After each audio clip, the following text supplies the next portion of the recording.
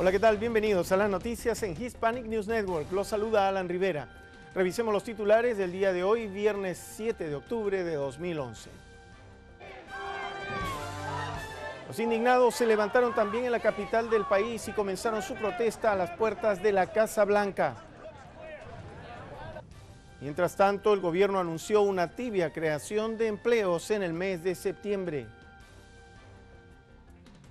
El Departamento de Justicia apela a la ley Alabama y pide que se suspenda de inmediato.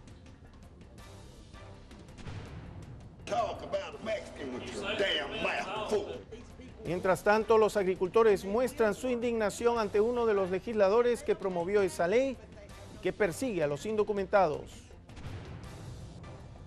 Un anuncio publicitario en una carretera hace incrementarse enormemente las llamadas al Departamento de Bomberos.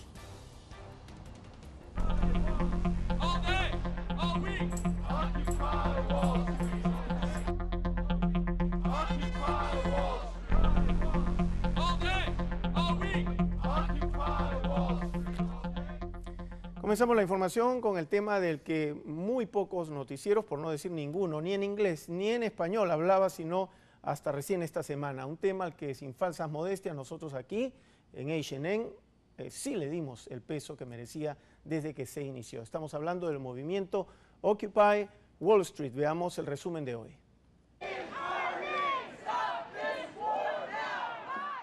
Con gritos de "la humanidad no necesita la avaricia de las corporaciones" o "paren la máquina para crear un mundo nuevo", los indignados se instalaron en Freedom Plaza, la Plaza de la Libertad de la capital del país, y tienen planeado quedarse los próximos días. Alrededor de 1 millar de personas se manifestaron en el centro de Washington para protestar contra los excesos de Wall Street, en una forma similar a las protestas surgidas en varias ciudades de la nación durante las últimas semanas. Los indignados, que comenzaron como un puñado de jóvenes considerados por algunos como un grupito de extraviados protestando a las puertas de Wall Street, se han convertido en un movimiento nacional espontáneo que está cuestionando las estructuras mismas del poder que sustenta la vida financiera y política del país. El propio presidente Barack Obama no ha podido ignorar el rápido crecimiento de este movimiento de protesta. Obviamente he oído hablar de él, lo he visto en la televisión.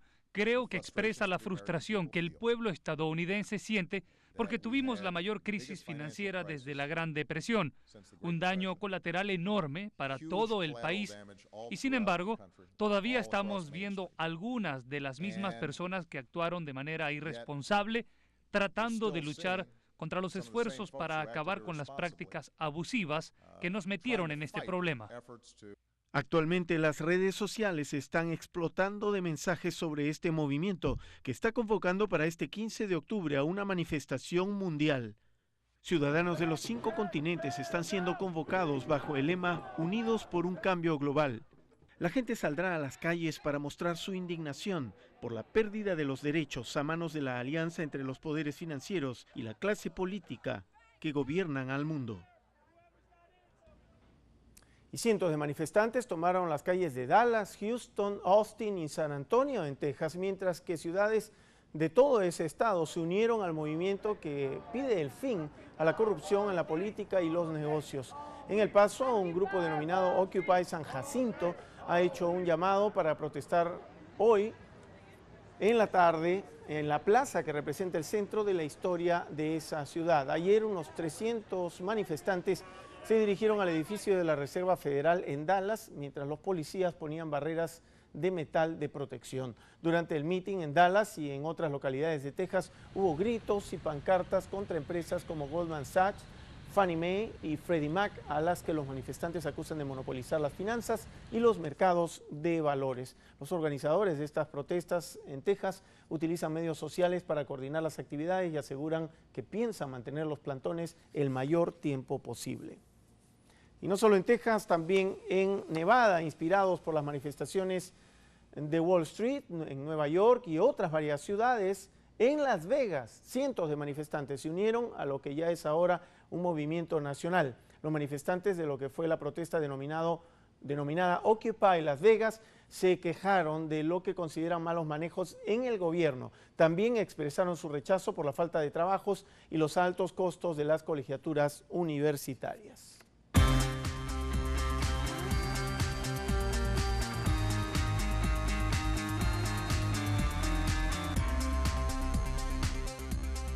Cambiamos de tema, hablemos ahora de inmigración. La administración del presidente Barack Obama apeló ante la Corte Federal del 11º Circuito en Atlanta, Georgia, para que deje sin efecto la nueva ley de inmigración de Alabama, bajo el argumento de que invita a la discriminación contra muchos ciudadanos de origen extranjero e incluso contra inmigrantes con estatus legal en el país. El documento presentado hoy por el Departamento de Justicia solicita una suspensión inmediata de la ley hasta que se defina si es o no es constitucional. El secretario de Prensa de la Casa Blanca hizo hoy el anuncio. El Departamento de Justicia está revisando la decisión para determinar los próximos pasos. En general, el presidente ha sido claro que los esfuerzos para abordar el tema del sistema de inmigración de Estados Unidos a través de un mosaico de leyes estatales solo creará más problemas que soluciones. La aprobación de leyes locales para combatir la inmigración indocumentada está provocando el éxodo de miles de campesinos indocumentados en varios estados del país, y los agricultores están advirtiendo al gobierno federal en Washington que las cosechas peligran porque los campos se están quedando sin trabajadores, una situación que tendrá graves repercusiones en la economía del país en el corto y en el mediano plazo. Los trabajadores huyen en busca de mejores condiciones de vida y donde la policía no los detendrá solo porque tienen aspecto de ser indocumentados y los entregue al Departamento de Seguridad Nacional para que sean deportados. Los agricultores de Alabama están sufriendo ya las consecuencias. Escuchemos solo un testimonio. No hay estadounidense que vaya a salir y venir a hacer este tipo de trabajo. No va a funcionar. Salen un día o dos y no volveremos a verlos. Algunos de ellos trabajan 30 minutos y se va y nunca más lo ves. Si no tenemos la mano de obra para recoger las cosechas, tendremos que ver a qué otra cosa dedicarnos para dejar de ser agricultores. Hasta el momento se registran éxodos en Arizona, Alabama, Georgia y Carolina del Sur. Este lunes, el lunes próximo, les tendremos un informe sobre los agricultores de Alabama que están muy molestos con el Congreso estatal de su estado por esta nueva ley que los afecta directamente. Aquí les mostramos solo un poquito de lo que les tendremos este lunes. Presten atención. I don't think there is an answer for the short term. Well, so we go broke, boy. I said the sitting there. You're making us to go broke. Talk about a Mexican with your damn mouth full. These people want to work, and they will work. And they want to pay taxes. And they'll pay taxes, but they have no Social Security. That's right. And they can't. Bueno, eso es todo lo que le decían a ese congresista estatal de Alabama. ¿Escucharon? Bueno, eso tendremos el lunes, el informe completo. Y como le hemos venido informando, los efectos de las leyes antiinmigrantes ya se sienten en estados como Alabama y también en Georgia. En este último estado, los expertos afirman que su economía se contraerá en unos 400 millones de dólares. Aquí el reporte. A 200 millas al sur de Atlanta, en el corazón del condado Irwin, se localizan los viñedos de Gary Polk. Sin rodeos, va directo al tema y dice que desde que entró en efecto la ley HB 87, sus cosechas se han ido a la basura. Estamos cortos de trabajadores en un 20%. Aumentamos los sueldos para reclutar trabajadores y actualmente estamos compitiendo con otros agricultores por mano de obra. Su familia ha tenido que abandonar 20 acres de moras porque no hay quien levante la cosecha.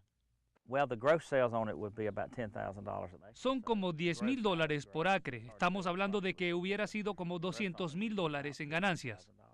Han buscado mano de obra incluso en el mismo Departamento del Trabajo de Georgia, pero eso tampoco ha funcionado.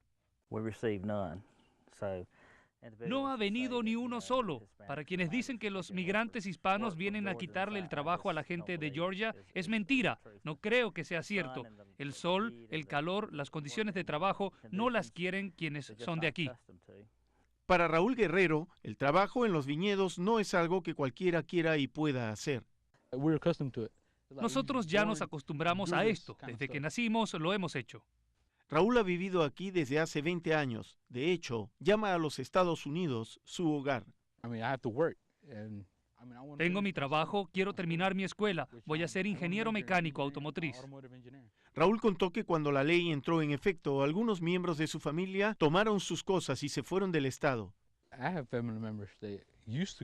Algunos miembros de mi familia vienen de visita. Ellos viven en Florida y prefieren estar allá levantando las naranjas y limas. Desde que la nueva ley entró, ya no quieren venir. Y así la falta de fuerza de trabajo en los campos de cultivo de Georgia parece que costarán a los agricultores muchos millones de dólares. Bien, ahora cambiamos totalmente de tema. Hoy se cumplen 10 años del inicio de la guerra en Afganistán. Muchas vidas inocentes y millones de dólares después, y con mucha dificultad, esa guerra se está cerrando. Un día como hoy, hace 10 años, Estados Unidos, apoyado por el Reino Unido, lanzaba la primera oleada de ataques aéreos contra el régimen talibán afgano y las bases terroristas en ese país.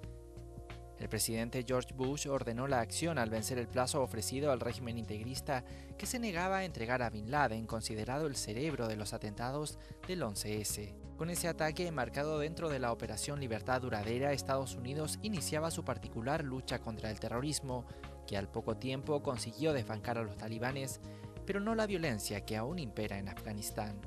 La captura de Bin Laden también se hizo esperar.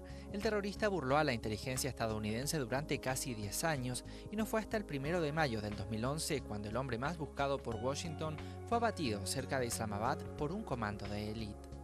Hoy el mundo es un lugar más seguro, afirmó el presidente Barack Obama, que a modo de epílogo cerraba uno de los capítulos más negros de la historia estadounidense.